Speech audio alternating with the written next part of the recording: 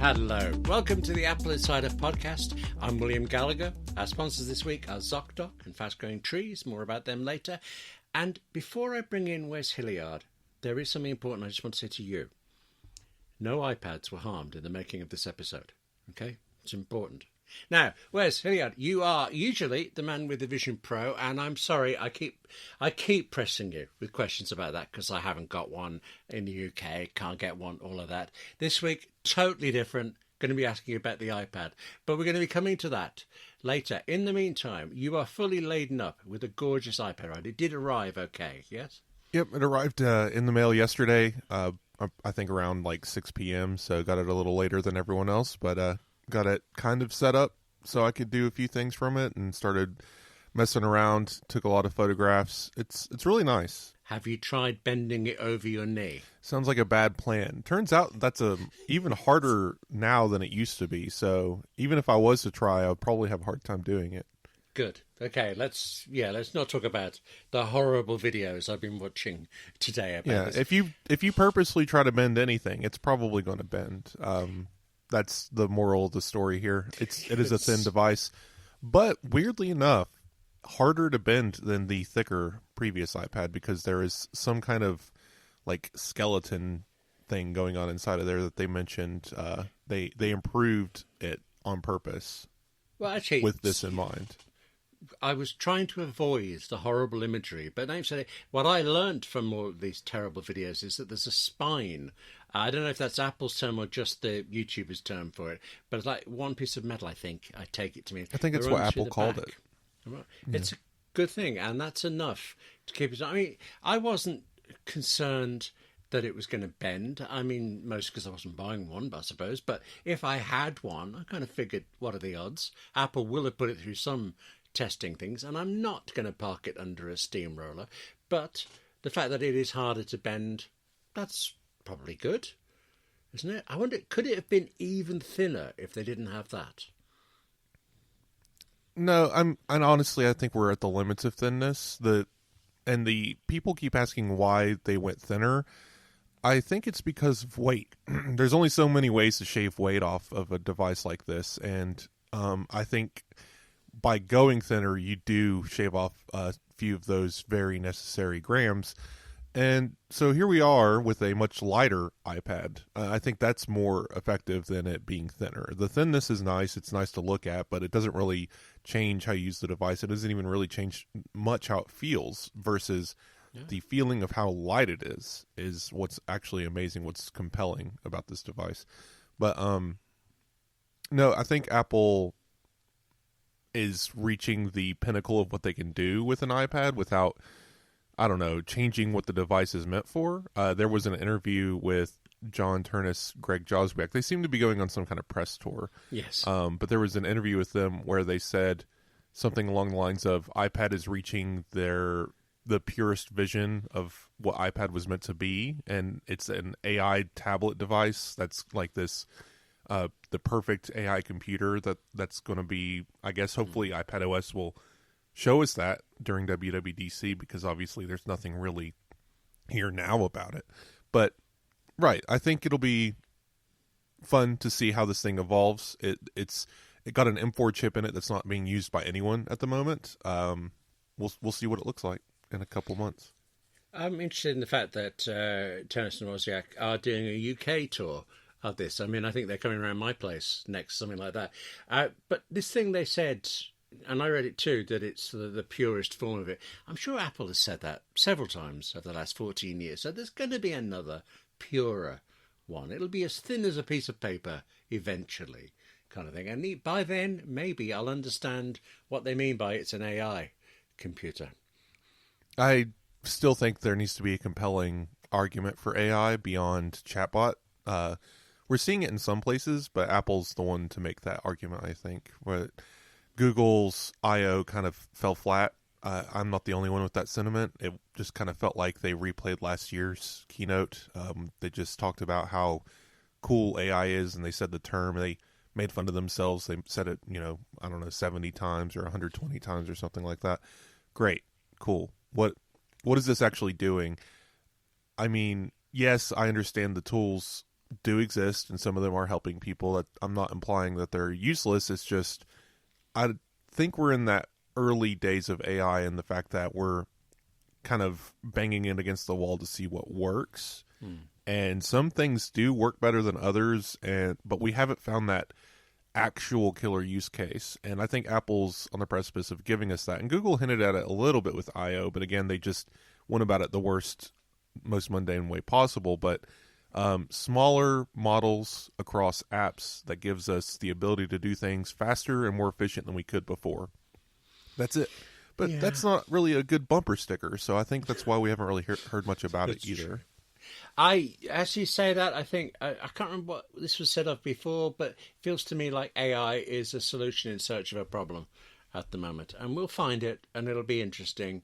And I'm actually very confident that Apple will have it. I mean, that sounds just like fanboy stuff, isn't it? Apple's good, but it's just traditionally, Apple either comes late or apparently comes late to something, but then kind of does it the right way, enough rightness about it that everybody else then just copies them. And it's mostly their ability to understand what consumers need rather than what they want. Google is famous for chasing what consumers want and then canceling it a month later because it wasn't actually what they wanted. They just thought they wanted it. Yes. Apple actually does an excellent job at getting what consumers want earlier, even to the point it's years earlier. And everyone mocks them for it, and then they end up doing it themselves because that's where the industry goes. But Apple ends up just being so far ahead of the industry that they're mocked for it. Like with the notch, that was the best way to give us more screen real estate by cutting a notch into the phone and then eventually hole cutouts. Now, the Android did beat us to the hole cutouts. I'll give them that. But the fact that, Apple was mercilessly mocked for the notch, and then immediately, I don't know, maybe 2 years later, all the Android phones had notches.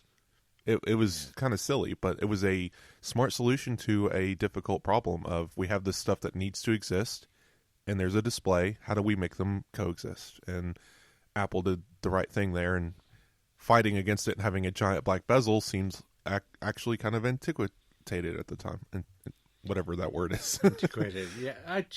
It's been going on for so long, isn't it? The trackball becoming a trackpad on the PowerBooks. I remember being at an Apple presentation where they said, and boy, have we patented it. Well, that didn't do them any good, did it? Because everybody just copied it there, so not quite sure what the value was. And then the headphone jack, of course. I like it when different companies do different things. And it's not like you want them to steal from each other, but if somebody finds a good thing to do, it kind of moves everything forward. But it just does seem with Apple over and over. They do something, they are ridiculed for it. And typically with an advert from Samsung. And then a little while later, Samsung kind of quietly hides that advert, pretends they never said it, because they're doing exactly the same thing. And that's just funny at first. We'll get into Samsung ads in a moment, because we're going to do a deep dive on iPad, but that we'll save that for later so we know where to wrap it up. You're just teasing me out, aren't you now, really? That's it. You're just trying to make me wait. I just know we can spend we can spend an entire show on iPad. There are other things to talk about. But true. The whole deal with the AI stuff, and this, we're weeks away. We're only a couple episodes away from WWDC, where we're going to find out at least the beginnings of Apple's strategy. I don't think this is going to be... A lot of people are doing the usual thing of leaning into WWDC as this come to Jesus moment. Apple's going to fix every problem they've ever had and make everyone happy. It's not the case. But I think this is going to be a very important WWDC in terms of seeing what the next decade of Apple strategy is going to look like. Because AI is not this, tempest in a can. It's not going anywhere. We're going to have these kinds of technologies around for a while. This isn't crypto. This isn't NFTs. This isn't some kind of nonsense that doesn't do anything. It does something. It's just, so far, the primary use cases haven't been actually that useful. I mean, yes, you can generate an image, and that might be easier than trying to go into a graphics app and making an image. That's actually useful in certain circumstances, but then maybe you should pay an artist if you're a big enough company that needs an image. It's always so funny to me to see these huge companies come out with PR with AI imagery, and it's just like, you can't just pay a photographer for that. A lot of brands that make Apple products will just Photoshop in their thing into a weird generic photo, and it's like you can't take the time to hire a photographer. Why can't to take a picture of your product that you built? Anyway, that seems to be a prevalent issue in a lot of these companies and these things, but AI provides a solution for that, right? And there's a solution for editing like text. I don't think it's good for writing text because it's got too great of a chance of hallucinating, but Grammarly is going to improve because of these generative routines that are able to see mistakes better and better explain itself when it's correcting you and give you better alternatives to what you're writing, right? So these tools will improve what we do and make us more efficient at it. But I don't think it's going to change the world, and the pitch that it's going to take everyone's jobs seems a bit nonsensical when you look at it from the 10,000-foot view. I'm very conscious of the fact that, because I'm a writer, I think of it as what's it going to do to writers. I'm also deputy chair of the Writers Guild, so there actually are contractual issues to do with AI that have been problems past the WGA strike last year. One of the great things the WGA did was protect members from a particularly quite clever, actually, use of AI that would have robbed them of some income and things. I mean, good on the WGA. But the other day, just to see what happens, I do a YouTube channel called 58 Keys for writers who use Macs and iPhones and iPads, and I thought, why not? Let's see. Write me a script, I said. I went into perplexity.ai, which I like very much, and actually it's an AI tool that's kind of on the way to replacing Google for me if it hasn't already done that. And I just asked it to watch the 58 Keys channel and write me a script. And it was simultaneously hilarious and depressing. I know these are still early days for writing scripts, but the words were fine. It's just the tone was wildly out of control. It was, come on down to the WG fight. I don't know. It just it was not a program. It was it not seems useful. very excitable. And also, I thought completely in the pockets of the developers whatever subject I'd picked for it. There was no human discernment. There was no concern about what things were for. It was just a compilation of ads, and that's it's just it's very confident, and that confidence creates this air of just I wish I was obsession that confident. a lot of the time. Yeah. Yes, if only my writing was that confident. But I tell you, I was writing something. I want to ask you. So this is slightly, this is purely for me. So I'm sorry, I don't want to take a lot of people's time with this. But for some reason this year, I completely skipped Google's I/O. I mean, usually I just watch it to see what's going on in the industry, but this time I think I even missed that it was on. I was so absorbed in something. You said it wasn't great, but did they launch anything new that could be coming and interesting? I'm going to be honest. I watched the whole thing and don't remember a single standout because it feels like they announced all this stuff before. Honestly, they showed off a demo of someone carrying their phone around, pointing the camera at things and asking questions about what's in the room. Cool. The iPhone has an assistive feature that does this, so it'll be nice to see this generative intelligence kind of making that better. But it wasn't really revolutionary. I mean, honestly, I think a lot of the reason why this felt kind of like a weird I/O is because a lot of this stuff's been announced previously by OpenAI. I see. And and to be fair, I don't keep up with everything everyone's announcing because there's 400 AI companies today trying to announce different things. So forgive me if I get anything wrong here. It's not really my beat, but it just, like I said, I watched the whole thing. Normally there's a standout feature for Android or Google that makes sense, but mostly I just saw the death of journalism and how Google plans to roll out AI-generated search results that take over, that move everything lower on the page, so you'll never actually get to the website you're looking for. I read into that feature a little bit. It's not so doomsday as some people say, but I think it's going to turn into that eventually. It's just right now for opinionated results, you're more likely to get an AI response, whereas if you ask for factual results, you'll get the blue text list of links. So who it's wants not factual? God, no. Right. Give me an opinion. And Google's never been particularly good at facts either, so that's another problem. Okay. Well, in that case, thank you for indulging me in my absence of I/O, but I needn't have bothered, really. Yeah, no, it's the one cool thing that they did that is probably a preview of what might be coming for iPhone. And OpenAI had a conference the day before that kind of demoed something like this too, is just on-device models that are small enough to run locally, that preserve privacy. Google even discussed privacy on stage, which is usually nonsense from Google, but they use the word.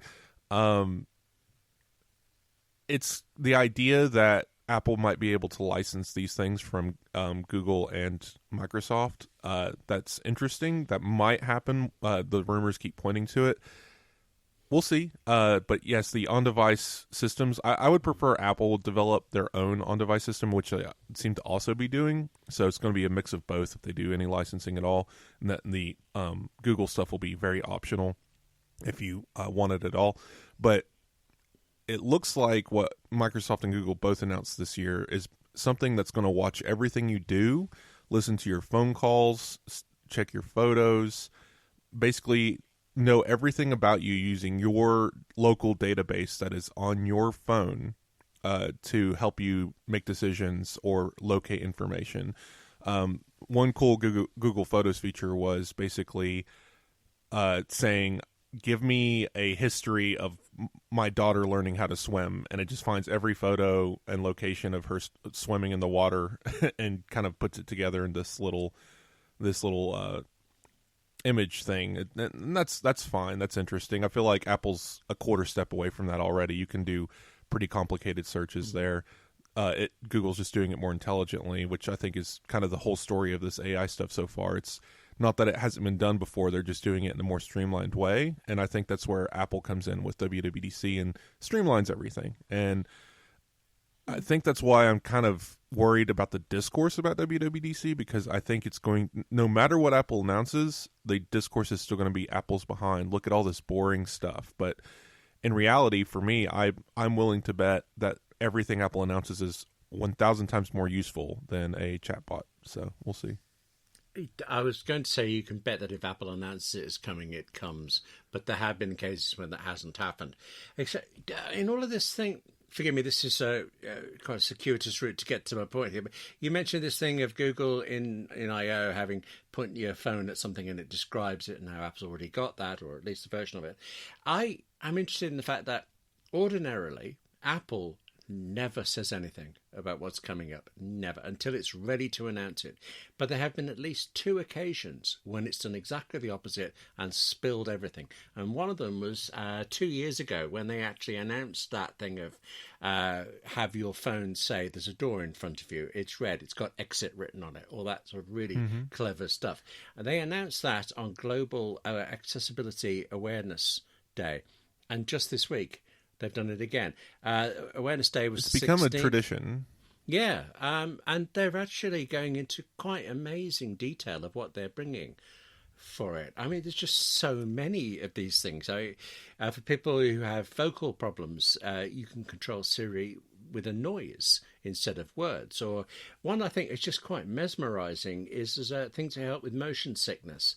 I've never suffered from motion sickness, but apparently, perhaps you know more than I do about this, it's generally that there's a disconnect between what somebody is seeing and what they're feeling. So they're reading their screen, but the bus is moving around.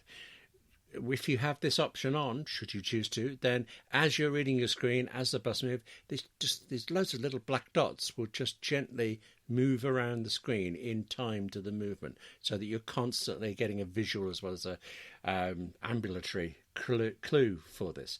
And I thought that sounded clever but distracting, but you watch Apple's video of what it's going to look like and it's quite mesmerising. It's almost comforting. The accessibility features are really interesting. I like the voice controls. They also improved how you can use CarPlay with your voice. Yes, yes.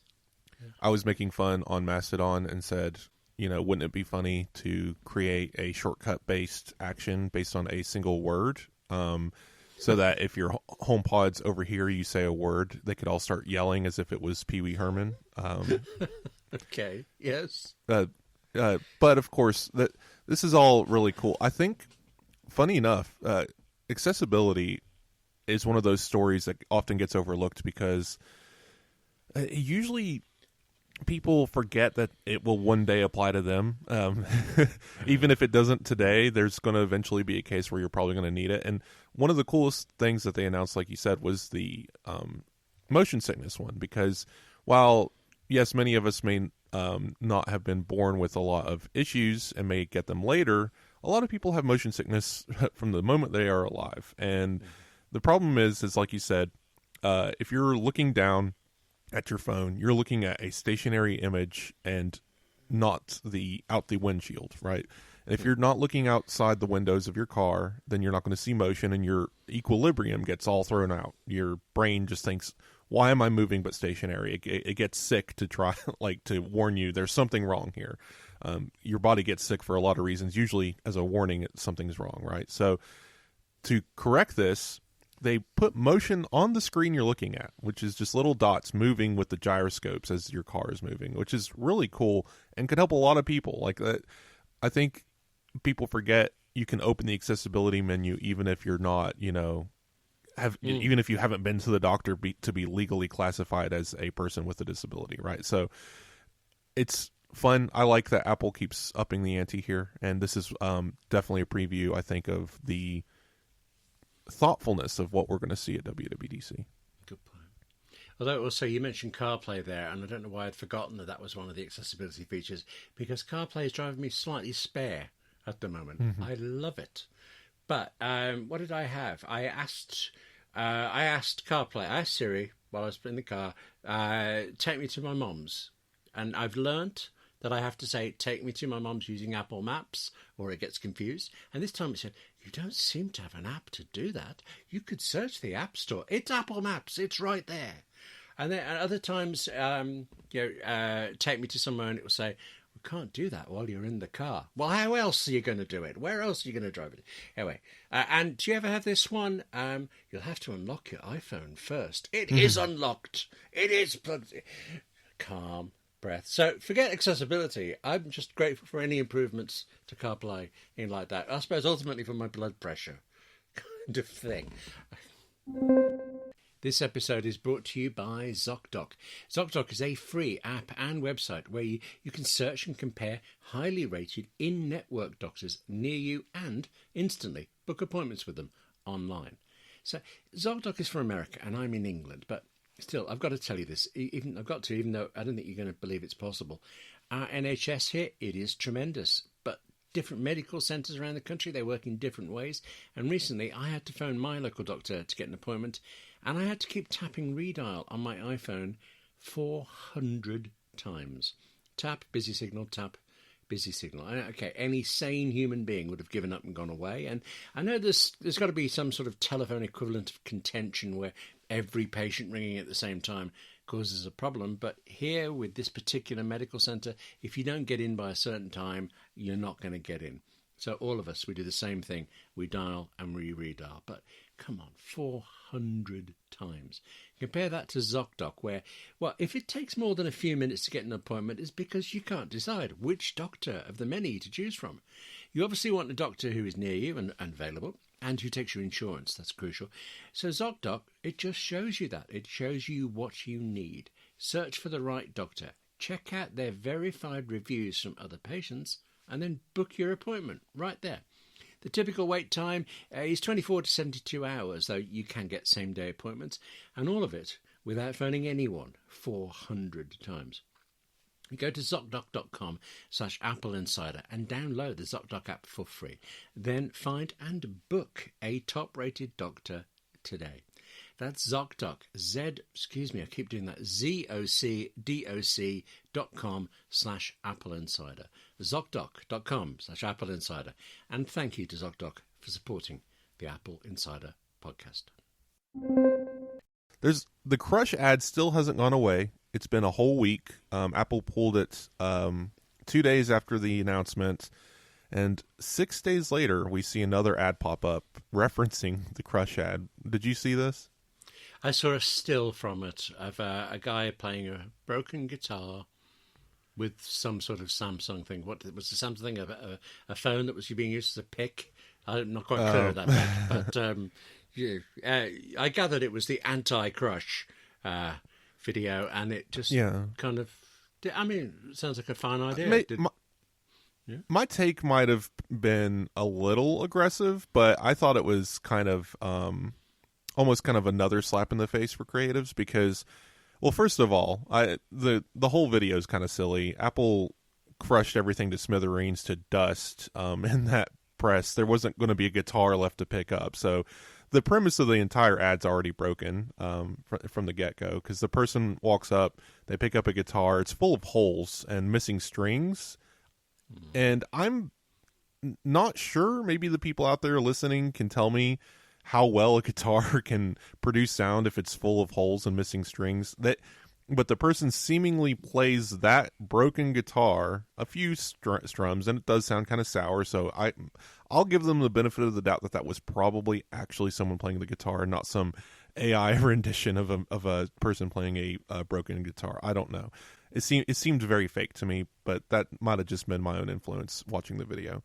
But the actual problem here is they sit down in front of an easel, and magically there's a Galaxy Tab there as if it's been there all along with sheet music. And I don't know, the whole premise is so weird. You're in a factory, there's a magical Galaxy Tab there with sheet music, and you're going to play a song on a broken guitar that Apple theoretically pulverized in a previous ad, because they're sitting on the press covered in paint. That's the whole idea.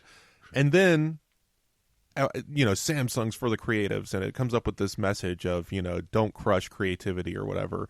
And then very next slide, Samsung Galaxy Tab with Galaxy AI. And it's just like, if you had just put up the Samsung logo, that would have been perfect. I have no notes. I would have honestly let everything else weird go.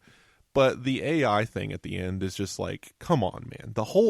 The entire discourse around why the Crush ad was bad was because the tech industry doesn't care about creatives, and AI is trying to kill everything creative. And then you slap the logo on the end with AI.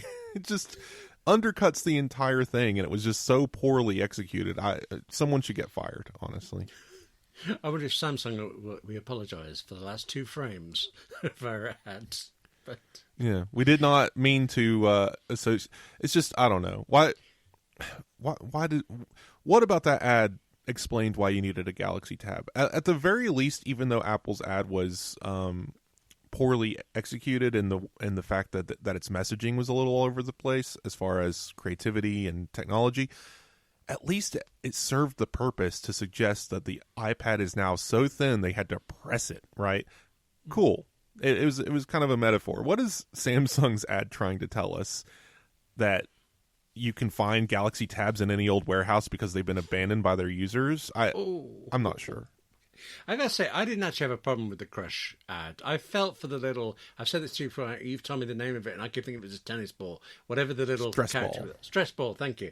I felt for it, but that was nice. Emotional response, connection. I liked it. So I wasn't that fussed at all. I think it's okay to have a both sides kind of thing here of, I didn't react personally to the Crush ad, but I can understand why people reacted emotionally to the Crush ad. So, like, I feel like Apple should have apologized. Like, this wasn't a step too far. Like, I know before in the last podcast, I said something about sensitivity, and I still stand by that. Like, I think the discourse went a little too far in the conversation, but I am happy that Apple did ultimately come back and say, you know what? We see what you're saying. We maybe got too excited to show off this thinness, and we made a poor decision in our advertising. The YouTube video is still up, but they are pulling the ad from Snapchat or whatever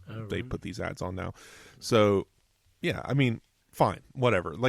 It's such a big meh, but that's what's so weird to me about this is that Samsung took the time. That commercial cost them $40,000 to conceptualize and another $2 million to film, just because that's how these companies do things when they needed to build a stage. And I understand that now we're in a post AI world where that 90% of that video is probably background generated by a computer somewhere, sure, but they still had to hire an actor, camera team, build the set, build the direct it, CGI write it. features. Huh? Yeah, they're to direct it, they're to write it. People assume, I think, that, it's CGI or we'll fix it in post. It's always going to be cheap, but it can be But even incredibly that, slow. Yeah, and very expensive. one of the funniest jokes Family Guy ever pulled was when they did the Family Guy Star Wars, and they had the opening crawl of text, and it just kept going, and then they threw in a CGI elephant that cost $40,000 and mentioned it in the crawl because they're like, and look, here's this elephant. This costs so much money to make, and it was just a waste of money. But it's just like them making fun of like how that little elephant costs that much money. Imagine how much an entire set. CGI set costs to produce. CGI does not save you money. If anything, it costs more than practical effects some of the time. It just saves you time instead of money. But anyway, yeah, the whole thing it seems so silly to me. And the fact they went through this much effort, I don't know. I hope it lands for them. The tab sells. It doesn't sell in any relatively large volume, especially compared to the iPad. But if you look down the list of top tablets in the world and get to like number 12 after the 11 iPad still for sale, right. Then you might find the Galaxy Tab is the next tablet. Cool. And then there's like a Surface Pro or something that people still buy. I don't know. But the iPad, weirdly enough, is still dominant because Apple really actually cares about tablet computers and tablet users. And I know that's an oxymoron because we're about to get into why iPad OS still needs a lot of work. But even as Apple does good, they still could do better. But that just shows how bad the rest of the industry is. Because even as Apple stumbles over certain small decisions, the rest of the industry just doesn't know what they're doing. Android as a tablet failed. And it failed twice because they canceled it. And then brought tablet Android back years later. And it still failed. And Surface is doing whatever Surface is doing. It's running Windows, I guess. Good for them. Did not know that. Okay. But hang on, let me just pause a second because you're putting. I always say this when I'm talking to you. I think of 5 different things to ask you or to say. Oh, you reminded me of stuff. Do I go for the question or the reminder? I'll tell you what, because I'll forget it otherwise. Totally silly, but just because you put it back in my head. When you mentioned about the sheet music on the tablet. This is one of the things where I get interested in the technology first, but then the people. The first time I saw somebody actually using a tablet for sheet music, they were iPads, it was iPad minis. It was on a cruise. First time I ever went on a cruise, and there were these 2 women playing cello and violin, and they were there every morning, and they were playing really well, except apparently they weren't. Because over the week I was in there, they started moving their chairs further apart and tilting them further away. And by the end, the grimace they were giving each other, and they would turn back to their iPads like the iPads were their only friend. And you just forget the music, forget the technology. You kept thinking the way those screens lit up these angry faces. It was fantastic. It was so dramatic. Anyway, you put that back in my head. I'd forgotten that. But the question... Apple apologised about the Crush ad, and I remember Tim Cook apologising about Apple Maps all those years ago.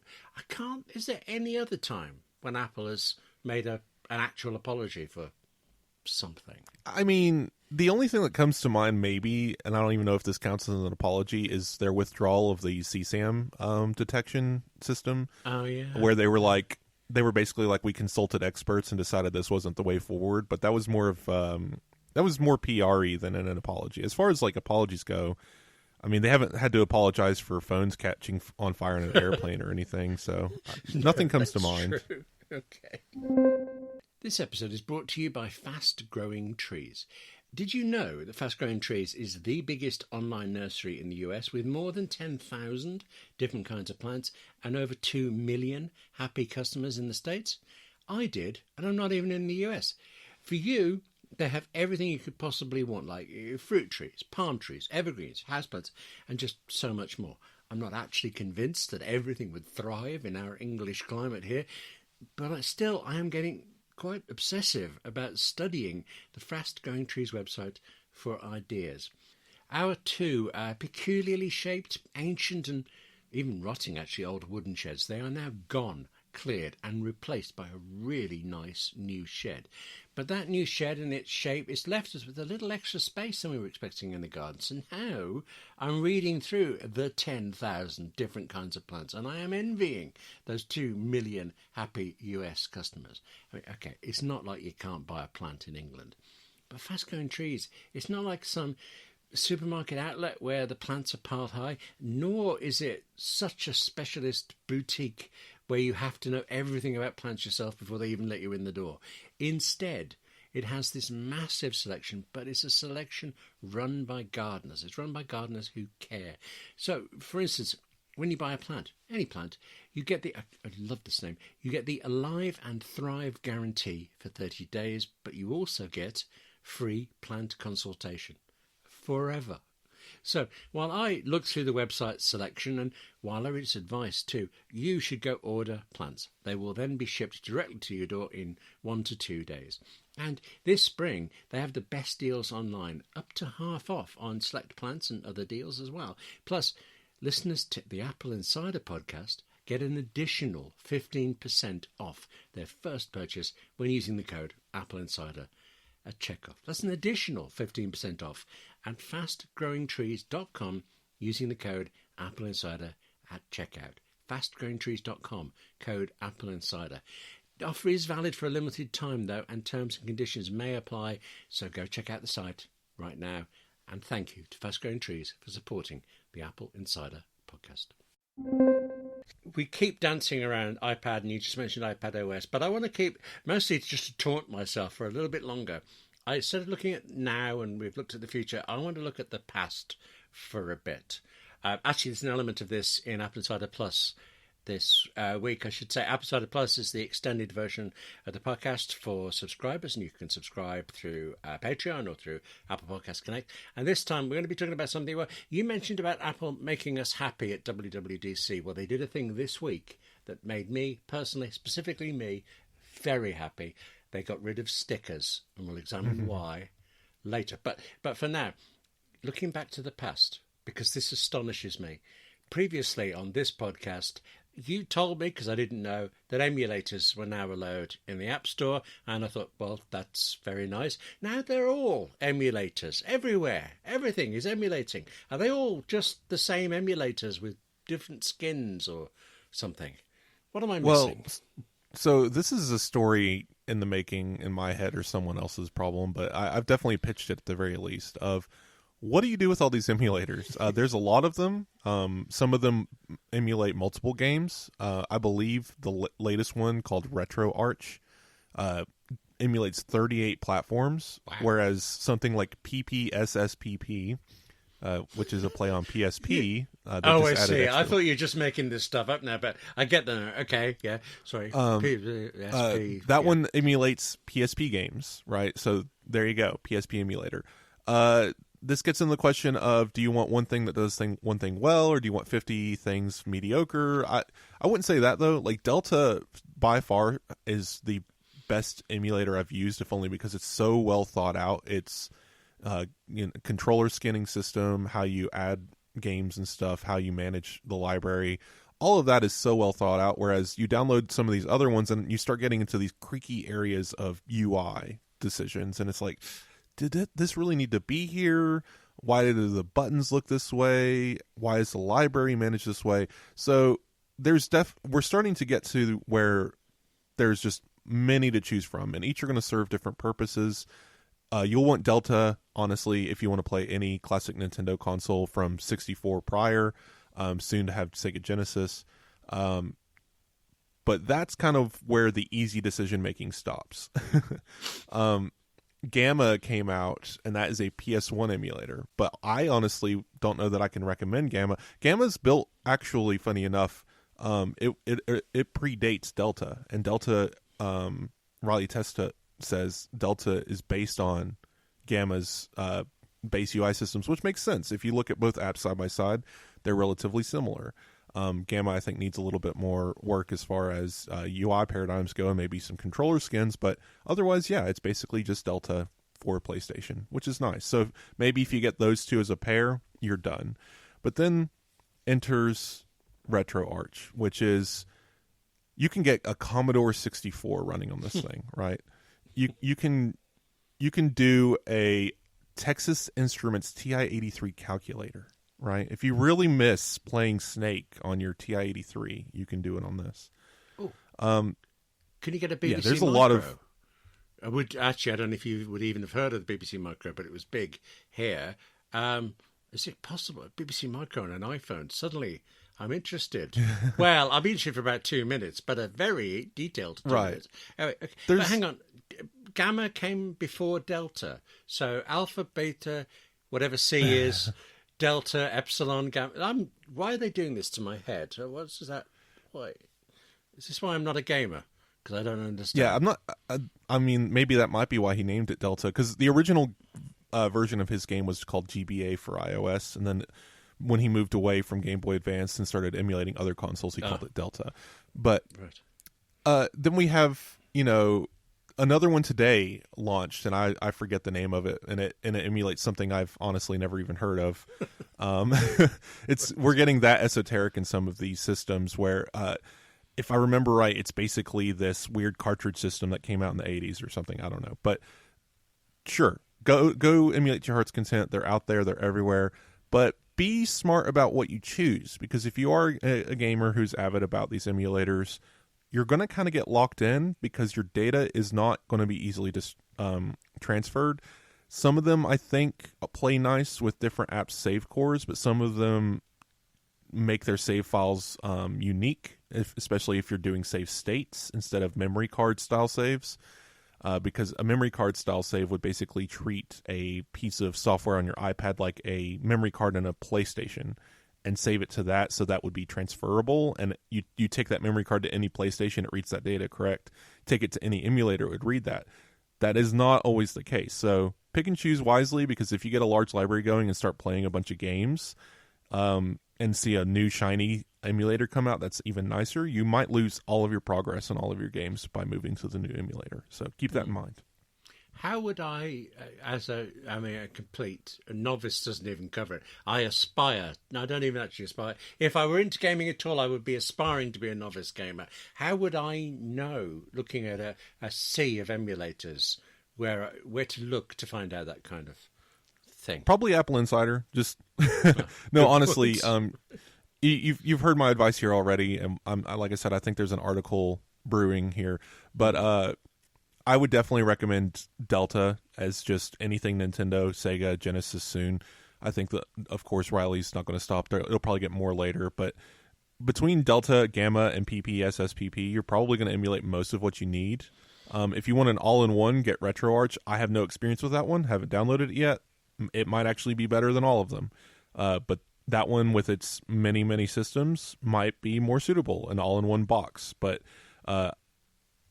there's no guarantee that they're all choosing different cores. They're all choosing different base emulation systems, right? Metafin is used for PS1. Dolphin is used for GameCube.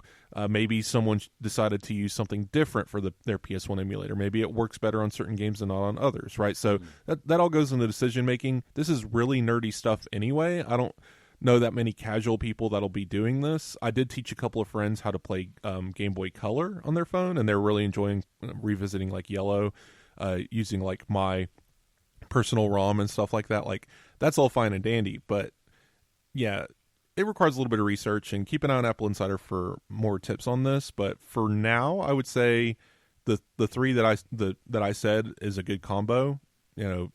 Because they're dedicated to what they do so well. But then it maybe RetroArch might be worth investigating it, because it sounds like it does everything. So that maybe I'll look into that and talk about that in a future podcast. I've got to ask: Is it that it's very easy to make an emulator, or were all of these developers just sitting there waiting, ready to pounce when Apple finally caved? It's kind of, so I'm not going to speak to the ease because I'm not a coder, but as far as I am aware, this stuff is readily available. As far as, all you need, like, you're not building the console. The game console exists. How it runs its drivers and systems exists. What you need to do is build the emulation layer, which I'm sure is complicated, but a known thing of how to do it, and doing it right takes time, right there. But it's all on GitHub, and all of these apps are based on different open source projects. It's not like maybe one of them is some guy in a basement just reverse engineering all of this by themselves, but I don't think that's the case. This is mostly open source. We're talking about consoles. The PlayStation Portable I'm not even going to guess a year because I'm going to get it wrong. 2001? 2000? No, that's too early. 2004. Yeah, absolutely. Yeah, I know all these details. You can trust me on this. But the PSP is a 20-year-old console. Let's give it a nice generic number. Give or take 2 or 3 years. But so anything newer than that, we're getting into dodgy territory with encryption and law and legal stuff. So it's hard to say if we'll see a PS2 or a GameCube emulator as much as I would like them. Dreamcast is still iffy. The fun fact about Dreamcast, one of the reasons why it's a failure of a console is because they didn't do any disk encryption, and everyone was able to buy the system and then not buy any games because they could just download them from a CD-ROM on their computer. Ouch. But that was an oopsie by Sega, and it failed miserably and kind of drove Sega to get out of the console business and get bought up by, well, 6 different companies since. But that's a whole different conversation. Okay, anyway, what, emulation, fun. It's Give it a time. try. I'm ready. I've spent enough time in the past now. I'm probably not going to go back there again. I need now and the future. And this comes down to this. I think you bought the wrong iPad, didn't you? Oh, okay. Okay, there you go. So, sorry to break it to you. You're probably still in the return window if you want to switch to what an iPad should I have bought? The blue 13-inch iPad Air. That's the one. Can you call it blue? Yes, I can. Justine says it looks bluer in person than you see on screen, and I've seen that. That's always safe. Before. Well, yeah, it comes. So if you have to say something is bluer in person, there's already a mistake has been made. I like pastel colours, so I'm happy. To be fair, actually, I am truly shocked how much I have been enjoying my 2021 iPad Pro since this announcement. I got it. I mean, I use it all the time, but hardly at all. And examining it now, today I was using OmniFocus with the Apple Pencil for it. I was flying through stuff. I was having a really good time. And nuts. I have absolutely no reason to upgrade to the one I want. So, but still, it is obviously clearly the sweet spot. It is the one. I don't know why you went another route, but, you know. Yeah, so you couldn't be told. I got the, for everyone listening, the 13-inch iPad Pro, 1 terabyte, cellular nano texture.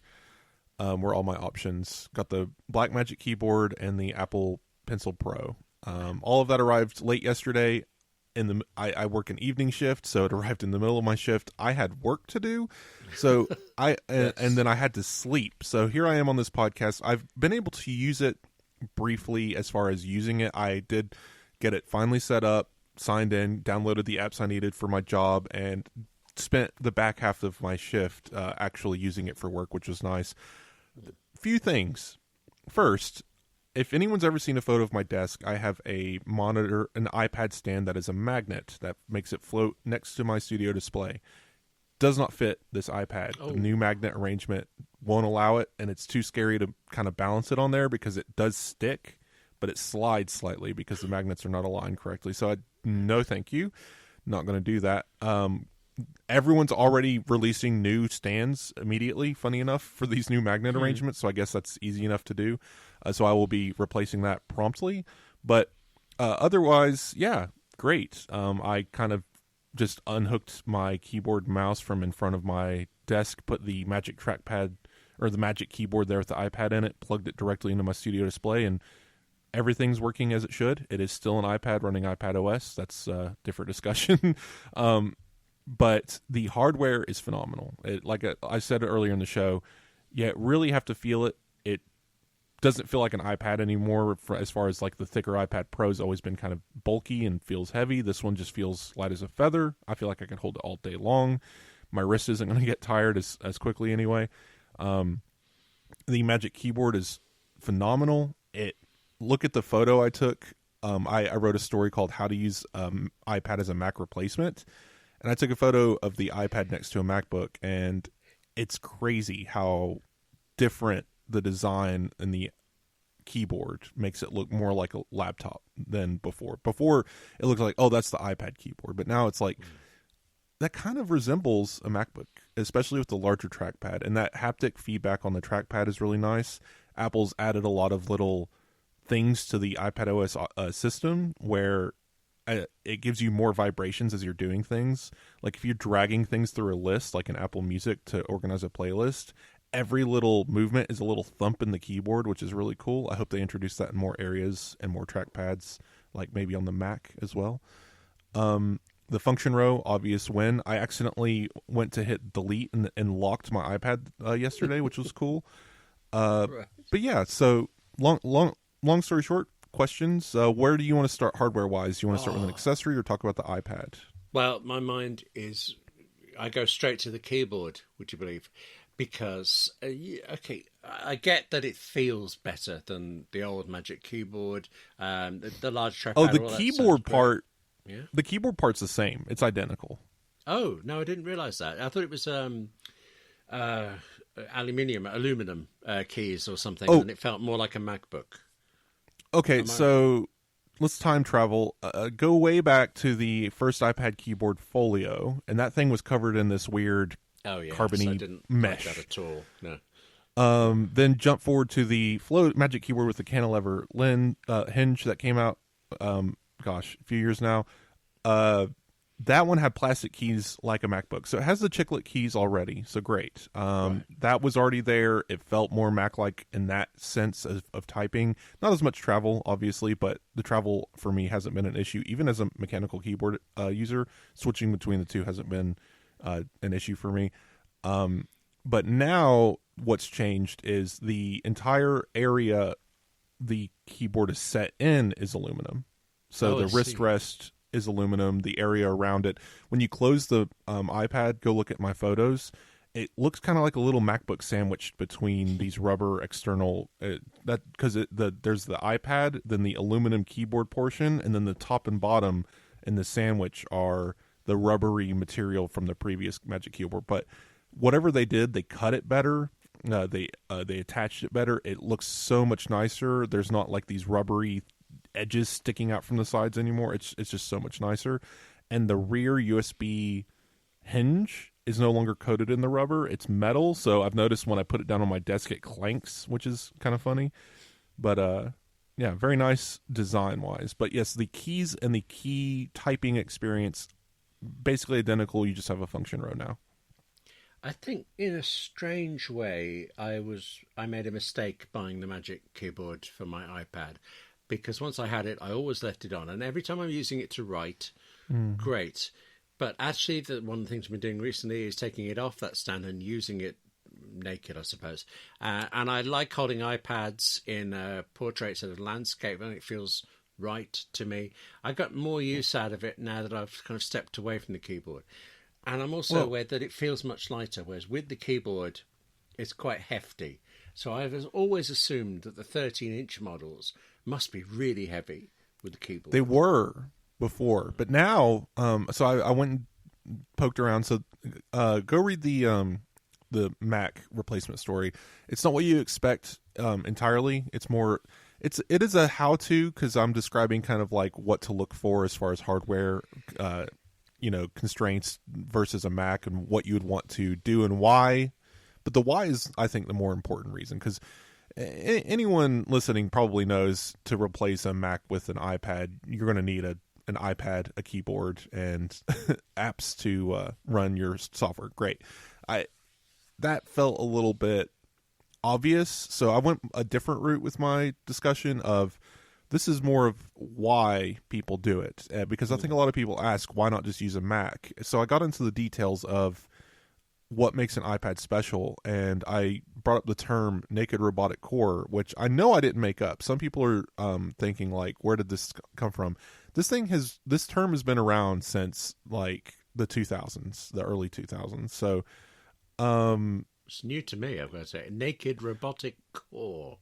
Okay. Yes. So I don't know who originally coined the term. I'm going to credit John Siracusa, just because that's usually who makes things up. I've got to press on the detail of the spelling here, because naked robotic core, if core is CORPS, is a very different image to CORE. Yes. Okay. Of but course. It's probably CORE. Okay. Yes. So the idea, if anyone's not familiar, is basically and this is an iPhone effect kind of thing. Maybe the iPod even caused this to come into being. But it has been kind of an Apple-centric term. I've noticed the Apple community generally has used this term in the past. I really don't know what it means. It might have just bypassed you because this might be an Americanism. But basically the idea is you have this core device, this core computer that you carry with you, and no matter what you do with it, it's always got your information and your identity. It is your programs, your computer. You can walk up to a monitor, plug in a single cable, and that monitor becomes your computer. You can get into the car, plug it into your car becomes your computer. Right. And what's weird about this, me describing it, is the concept existed before CarPlay and Stage Manager, right? Like, the ideas of doing this was before the implementation even happened, because people were looking for the naked robotic core. They wanted a single device to do everything. They didn't want to buy an iPod and an iPhone and an iPad and a Mac, and they wanted this one guy that just turned into everything. And ultimately, it seems the iPad has arrived at that. Maybe it didn't start that way, but we got there to where the iPad is the naked robotic core. When you're holding it, it is by itself a tablet that runs an operating system and your software. But you attach it to a Magic Keyboard, and it is now a laptop. The computer, the core functionality hasn't changed. It is still your computer with your information, but now the form factor changed because you attach that accessory. You grab the Apple Pencil, it is now a drawing tablet. You attach it to a monitor, it is now a desktop. You attach it to a Thunderbolt dock with a keyboard, a mouse, and a storage device. It is now a full desktop computer with an external display. Because of this, this originated around iPhone, because iPhone was becoming more and more intelligent. It kind of came up with the idea of it intermingled with the idea of post-PC, meaning no one's going to really buy PCs anymore. The smartphone's going to take over, or the tablet's going to take over. So both of these terms in your mind now, you look at the iPad and it fits. And people argue, well, you can attach things to a MacBook. You can give it a Wacom tablet and it's a drawing tablet. Yes, but the laptop problem is that it's always a laptop. I can't detach the screen from the keyboard, right? I can't make it into a tablet. And I know that's a very specific distinction, but I think that's why the iPad, if you really needed a reason why they're different, why people conceptually want to work from an iPad versus a Mac, is the iPad is a very different device. All of the computer guts are behind the screen.